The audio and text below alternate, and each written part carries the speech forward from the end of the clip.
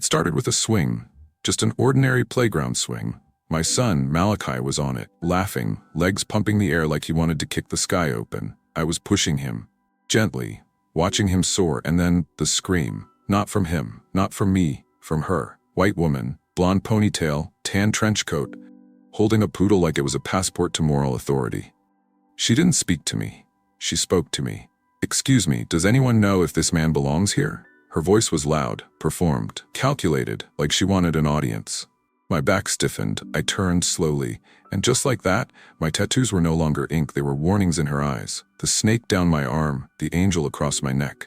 Suddenly, I wasn't a father, I was a threat. My son stopped swinging. "Daddy," he whispered, and she dialed. Not a pause, not a question, just 3 numbers on speed dial. "Yes, there's a man here, black, aggressive looking. He's with a child, but something feels off." Off. Was it the way I tied my son's shoes 5 minutes earlier? Or the fact that I carried a Spider-Man backpack on one shoulder while holding a juice box in the other? Or was it the part where I didn't look like her definition of safe? 2 police cars showed up within 8 minutes. Guns weren't drawn yet, but fingers hovered over holsters. And my son, he clutched my hand like it was the only truth he knew. "Sir, we got a call about suspicious activity." "With who?" I asked. "With a child." I didn't move. I just reached into my coat pocket, slow, deliberate, and pulled out 2 things. 1, Malachi's birth certificate, folded, worn, always with me. 2, my state-issued foster parent credentials, the ones they said I'd never get because single black men don't raise kids alone. The officers looked confused. One of them actually asked me, "You're the legal guardian?" Before I could answer, Malachi did. "He's my dad." The white woman stepped forward. She smiled. That fragile, I didn't mean it smile. "I just wanted to be sure, for the child's safety." I looked her in the eye. "No," I said. "You called because you couldn't imagine someone like me loving someone like him." The officers backed off, filed a no-incident report, but it wasn't over, not even close. Because what happened 2 hours later would flip this entire story on its head. And that woman, she wouldn't be clutching her dog anymore. She'd be clutching her own reputation. If you've ever been judged before you even spoke, this story's for you. Subscribe now. I share my life unfiltered every week. The park was mostly empty that morning. Just the rustle of leaves, a distant hum of traffic, and the steady creak of the swing set as my son soared forward and back, laughing like he owned the sky. I was right behind him, pushing gently, one hand on his back, the other holding a juice box. His Spider-Man backpack sat by the bench, zipped shut with a snack tucked inside. It was our Saturday ritual, our safe space, at least it used to be. Until I heard her voice. "Excuse me, does anyone know if this man belongs to this child?" I turned slowly. She stood a few feet away, clutching a tiny designer dog, wrapped in a pink blanket. Blonde bob. Aviator shades, sharp cheekbones that looked like they hadn't smiled in months. Her voice was loud, just enough for everyone to hear, even though no one else was around. She wasn't asking a question, she was making a statement. I looked at Malachi, his curls bouncing as he kicked higher. "Let's slow down, champ." He turned to look at me, still beaming. "Just one more push, Daddy?" I gave it to him, one more, and then gently slowed the swing. I felt her eyes on me the entire time. Not curious, not cautious, judging. My arms were covered, inked with names, faces, scripture. The art of a man who lived through things, survived things. Some people saw tattoos. She saw a reason to call 911. She didn't confront me. She didn't ask if Malachi was mine. She dialed. "Yes, I'm at Brookline Park. There's a man here, black. Tattoos all over. He's with a child, and something just doesn't feel right." I didn't move, not because I was afraid, but because I'd been here before. Not the park, but the suspicion. In stores, on sidewalks, outside schools, everywhere that white fear disguised itself as concern. I knelt beside Malachi, zipped up his backpack and wiped the sweat from his forehead. "Time to head home, buddy." He frowned but nodded. I always taught him to listen fast when my voice turned calm. That calm wasn't peace, it was preparation. 8 minutes later, the squad car pulled in. 2 white officers stepped out, one resting his hand near his belt, the other squinting at me like he was waiting for a script to start. "Sir, we got a report of suspicious behavior involving a child." Malachi gripped my leg. "What's suspicious?" he whispered. I didn't answer. Not because I didn't have one, but because in this country sometimes the answer is just being us. The taller officer glanced at them, then back at me. "You're his father," I said, "by choice, by court, and by heart." The shorter one looked uncomfortable. He motioned to the woman. "Is this the man you called about?" She nodded. And that's when I knew this wasn't about Malachi. It was about me. My skin, my ink, my presence. The officers lowered their tone, gave me a nod, told me I was free to go. But the damage was already done, because while they were confirming my right to be a father, they never once asked her to prove she was safe to be a mother. I could still feel their eyes on my back as I walked away. The officers didn't apologize. The woman didn't explain. And my son, 5 years old and full of questions, looked up at me like he knew something wasn't right but didn't have the words to shape it yet. We sat on the park bench. I handed him his juice box. His tiny hands fumbled with the straw. I helped, quiet and steady. But inside, I was unraveling. "Why did the police talk to you, Daddy?" I exhaled. Slow, measured. Some people get scared when they see things they don't understand. He squinted. "Like snakes?" I half smiled. "Yeah, but sometimes they think people are snakes too." He sipped. Thought. I looked at my arm. "Is that why? Your drawings?" "My tattoos. One for every storm I'd walk through. One for my mother's name. One for my brother, gone too soon. One for the day I adopted Malachi. The day a judge looked me in the eye and said, 'We don't see many single black men taking this route.' That one's over my heart." I nodded. "Maybe. Some people see skin and ink and think they know who you are, but they don't." He didn't reply, just leaned his head on my shoulder. I kissed his curls and let the silence sit. Across the path, the woman stood under a tree, still watching. Her little white dog barked at nothing. She clutched it like a shield.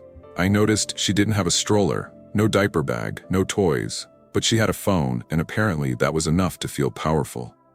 She finally started walking off, but not before glancing back, eyes locking with mine. No shame, no remorse, just that tight-lipped, you know what you did expression racists wear like perfume, invisible but suffocating. I stood, zipped Malachi's bag, and held out my hand. "Let's go home, champ." But as we walked down the path, something caught my eye, an abandoned stroller, near the street, empty. And then it hit me. The woman hadn't just been standing, she'd been pacing, panicked. She didn't have her child with her. And when I turned to look again, really look, I saw it. Her panic wasn't because she'd been caught in a lie. Her panic was because she'd lost her son. A full-body freeze gripped me. I scanned the playground, the sidewalk, the bus stop. No toddler. She was spinning now, phone back in hand, voice cracking. He was just here. I looked away for a second. I didn't say anything. Not yet. Because the irony punched so hard, I almost couldn't breathe. 2 hours ago, she called the cops on me, a father with a juice box and court papers, because I didn't look like what she thought a safe parent should look like. And now she has lost her own child. Not because of malice, but because of entitlement. And this time, no one was rushing to call the police on her. She was crying now. That same woman who stood so tall earlier, clutching her poodle like a microphone, summoned the police because I had tattoos and a child she couldn't imagine I loved. Now her voice cracked. "He was just here, I only turned for a second." But no one responded. No bystanders rushed over. She was alone. And I watched. Not because I wanted revenge, but because I needed to understand, to feel what she never did when the roles were reversed. I had proof of guardianship. I had a juice box in one hand and my son's hand in the other. Still, I was the one investigated. She had nothing but panic. No diaper bag, no name spoken aloud, no description of the boy.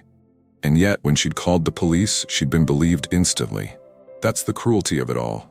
Her fear held weight, mine held warnings. Malachi tugged my sleeve. "Dad, I think I saw a little kid walk that way, near the blue bench." I looked toward the sidewalk. A narrow alley led toward the edge of the park. Shadows moved. I grabbed Malachi's hand. "Stay right by me, okay?" We walked briskly toward the edge of the lot. I scanned each corner, then I saw him. A toddler, maybe 2 years old, barefoot, wobbling past a garbage bin, crying, sticky cheeks, shirt half tucked. Her son. I knelt beside him. "Hey, little man, are you okay?" He stared, unsure whether to run or speak. "Are you looking for your mommy?" He nodded. I scooped him into my arms, gently, slowly. He didn't resist, just collapsed into my chest, sobbing into my hoodie. When I turned the corner, she was still on the phone. Still frantic, still white, still protected. She spotted us and gasped. "Liam," she shrieked, rushing forward. She reached for him. I didn't move right away. I held him a moment longer. Not to threaten, not to gloat, but to imprint the moment. This is what a real father looks like.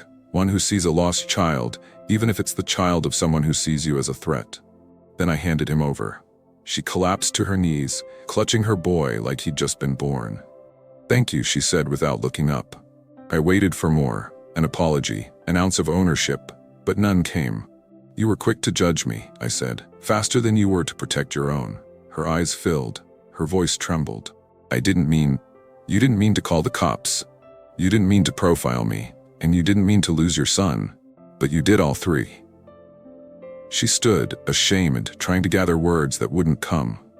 But the truth had already happened. Loud, public, unmistakable. The same woman who couldn't imagine I was a safe father was just saved by the same man she tried to criminalize. And in that moment, I realized something she still didn't. Assumption isn't harmless. It's a loaded weapon, and this time it misfired. After I handed him over, I thought that would be the end of it. But I couldn't walk away. Not yet. Because she still hadn't looked me in the eye. She was busy wiping her son's face with her sleeve, mumbling breathless prayers. "You scared mommy, baby. Don't you ever run off again, okay?" I stood silently a few feet away. Malachi stayed close, fingers curled around the hem of my hoodie. He didn't speak either. He knew what we had just seen, and at 5 years old, he was already learning the difference between who gets help and who gets harassed. The woman finally turned to me. I panicked. Her voice was shaking. Her hands too.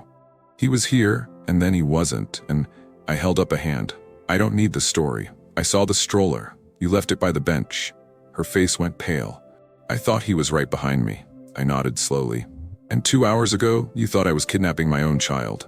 Silence. Not the "I'm thinking" kind, the guilty kind. She looked at Malachi, at me. Her eyes dropped to my arms, the same tattoos that terrified her in the park. "I didn't think you were, You didn't think I could be a father," I said plainly. She flinched. "I didn't say that. You didn't have to." I bent down, fixed Malachi's backpack strap. He whispered, "Is she in trouble?"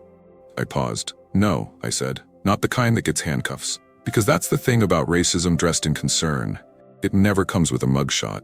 It comes with excuses, rehearsed stutters, a whole list of "I didn't mean to." We turned to walk away. But before we took a step, she asked quietly, "What's your name?" I turned. "Elijah," she nodded. "Thank you, Elijah. Really."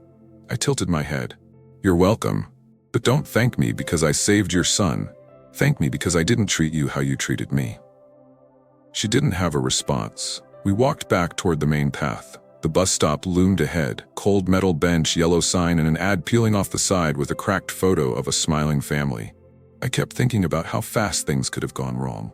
How one false word, one twitchy cop, one move too fast, and this story could have ended in a body bag instead of a bench. Malachi looked up at me. "Can we still get ice cream?" I smiled. "Yeah. Extra scoops today." Because he needed to remember the sweetness. Because I needed to remember that love isn't less real just because it doesn't look how some people expect it to. And because deep down, I knew this wasn't the last time we'd be questioned. Not the last time someone would see my tattoos before they saw my heart. But maybe, just maybe, it would be the last time she did. We didn't make it to the ice cream shop. Not because I changed my mind, but because as we crossed the parking lot, a woman called out, "Sir, wait, was that you?" I turned, instinctively shielding Malachi. She held a phone in one hand, eyes wide, expression stunned. "You're the guy from the park, right?" My stomach sank. Was it starting again? "Someone recorded the whole thing," she said. "It's on TikTok already. You found her kid. She called the cops on you first. It's blowing up." I froze. I hadn't seen a phone. I hadn't seen anyone filming, but apparently someone had. She held up her screen. There I was, hoodie, backpack, carrying the toddler in my arms while the white woman paced and cried. The caption read, "Black dad saves missing toddler after being profiled by the mom." Over 30,000 views, climbing by the second. I took the phone, heart pounding, scrolled through the comments. She really called the cops on him? This is why we say racism isn't always loud. Sometimes it hides behind concern. That man's a hero. No badge, no suit, just love. And then, what if no one had been filming? That one got me. Because that's the question Black people carry into every room, every sidewalk, every swing set. What if no one's watching? What if we disappear quietly and they tell a different story? I looked down at Malachi. He was licking the ice cream cone the woman had handed him. She insisted, said she was a mom too, said he deserved something sweet. He didn't understand the magnitude, but I could tell he felt the weight shift. The look strangers gave me now was different. Not cautious, not dismissive. They were seeing what they had refused to see before.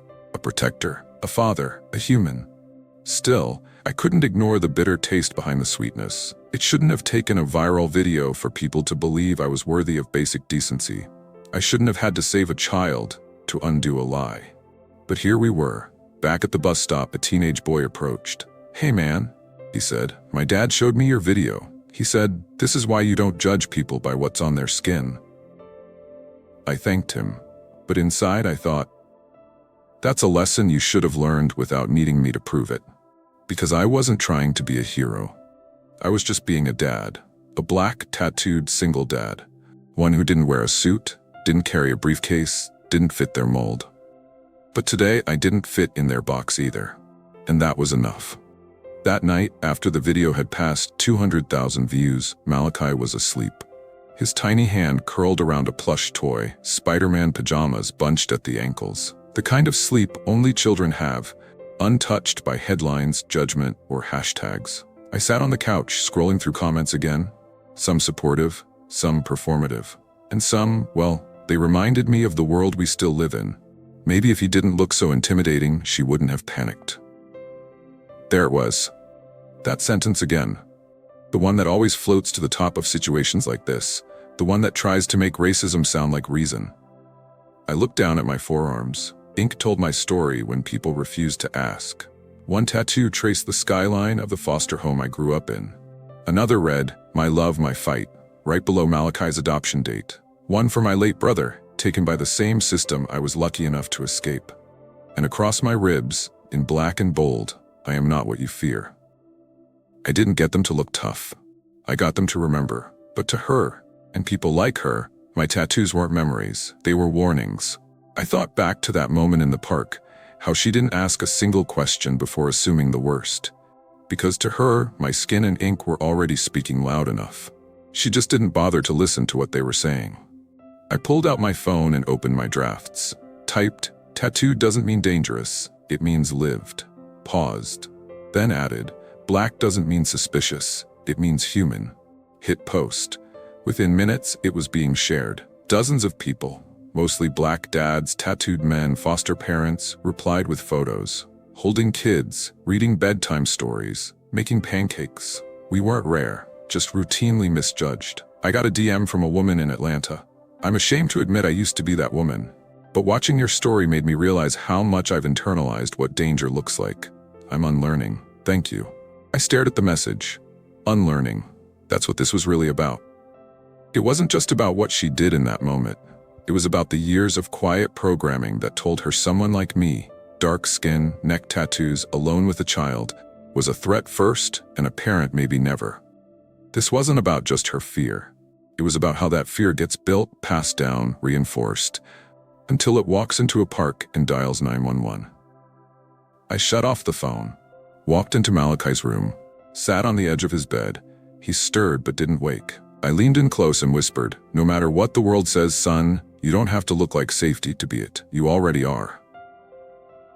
And maybe that was my job now. Not to explain myself, but to teach him that the world will try to narrate his story before he even speaks. And his only job is to keep speaking anyway. The email came 3 days later. No subject line, no greeting, just 4 short sentences. "I saw the video. I can't sleep. I need to talk. I owe you that much." I recognized the sender. It was her. The woman from the park. The one who dialed the cops like it was a reflex. The one whose son I carried back into her arms while mine looked on, trying to understand why a father needed proof. She asked if we could meet, privately, no cameras, no audience. I didn't answer right away, because the truth is, I wasn't angry anymore. I was tired. Tired of always being the teacher. Tired of being the lesson. But I agreed. We met at a small cafe on the quieter side of town. I chose the time. I chose the table. This time I controlled the room. She walked in. No makeup, no tiny dog.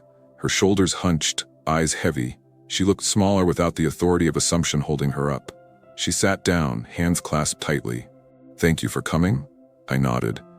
She didn't sip her drink. Didn't even touch it. Just stared at me like she wasn't sure if she had the right to speak first. "I'm not here to make you feel better," I said plainly. "So, if that's what you need, this won't be that kind of meeting." She nodded. "I understand." Silence. "Then, I didn't grow up around people who looked like you. Not in school, not in church, not in my neighborhood. What I knew came from TV, from fear, from my parents." I let her talk. Not because I felt sympathy, but because I wanted to hear how far the lie had traveled. They told me men with tattoos were criminals, that black men were dangerous unless they were in uniforms or on a screen. I didn't even realize I believed it until I saw you at that swing. I raised an eyebrow. "You mean until you saw me being a father?" She swallowed hard. "Yes." "And that was all it took for you to turn a moment of joy into a police call?" She looked like she wanted to disappear. "I was wrong." "No," I said. "You were programmed, but then you acted, and your actions could have cost me everything." She nodded slowly. "I've lost my job," she said. "That stopped me for a moment. Your employer saw the video. They said I violated their ethics policy. I guess I did." I leaned forward. "People keep thinking this is about feelings, about guilt or discomfort. It's not. It's about power and how easily you reached for it." She nodded again. "So what do I do now?" I didn't answer right away. Instead, I looked her in the eye and said, "You listen, you learn, you speak, but you don't center yourself when you do it. Tell the truth, not to redeem yourself, but to stop someone else from doing what you did." She nodded, visibly trembling. "If you're serious," I said, standing, "there's a community meeting next week. I'll be speaking. Come, and say it there." I left the cafe without looking back. This wasn't closure, this was consequence. And this time, she was the one explaining herself to a room. The church basement was packed. Not for worship, but for reckoning.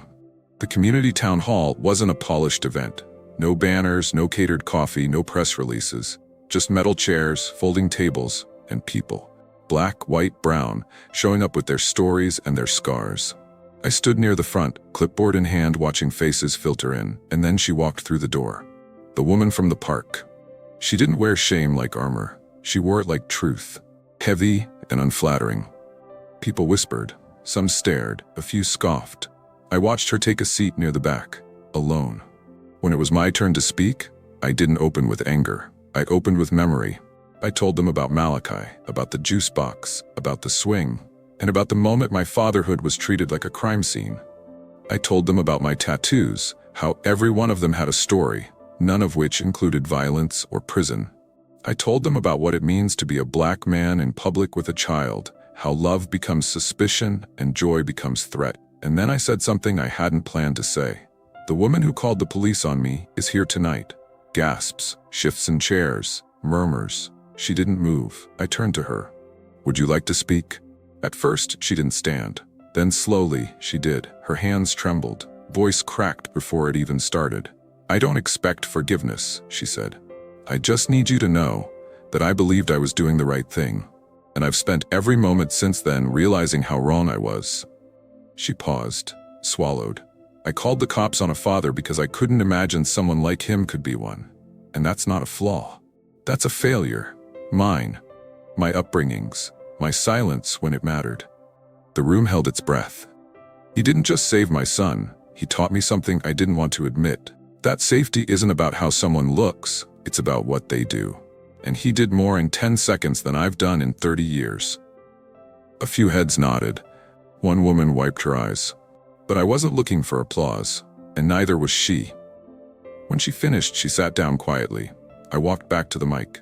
"This isn't about one woman. It's about a system that taught her to fear me before I spoke. It's about how fast suspicion becomes violence when the wrong person is holding a phone or a badge." The room was still, heavy, awake. "If you've ever felt uncomfortable hearing this," I said, "good, now go do something with that discomfort. Sit with it, speak from it, raise your kids through it. Because racism doesn't die in silence. It thrives there.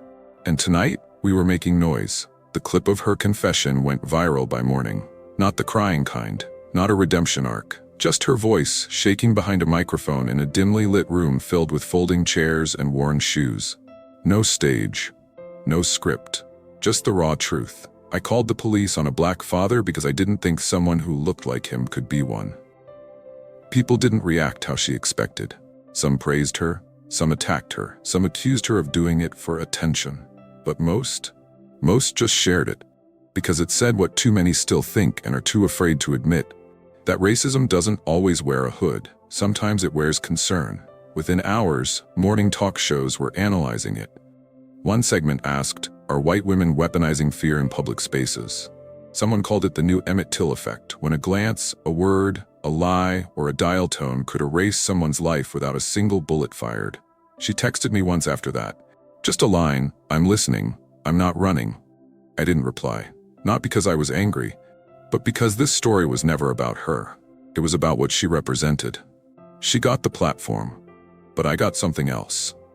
1 week later, I got invited to speak at a local high school.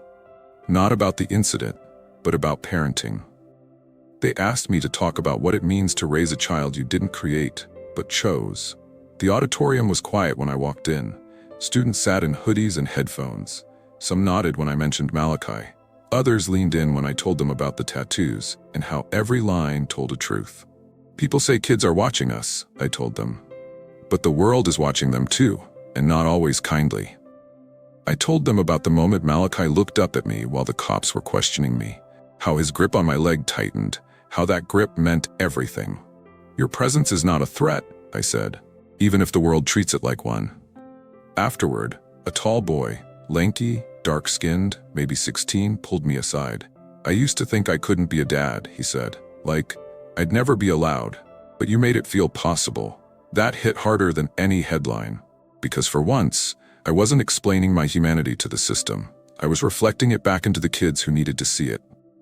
Back at home, Malachi drew a picture. Stick figures. One tall, one small, big smiles, holding hands, a swing in the background. "This is us," he said proudly. From that day.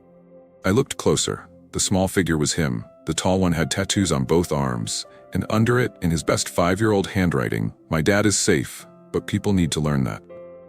We went back to the park. Same one, same swing, same bench, but this time it was different. Not because the trees had changed or the path had been repaved, but because I had changed. Because now when I pushed Malachi on that swing, I didn't watch my back. I watched his smile, and that was enough. The stares were still there, sure. 1 or 2 moms still gave me the once-over, the quick scan from head to toe.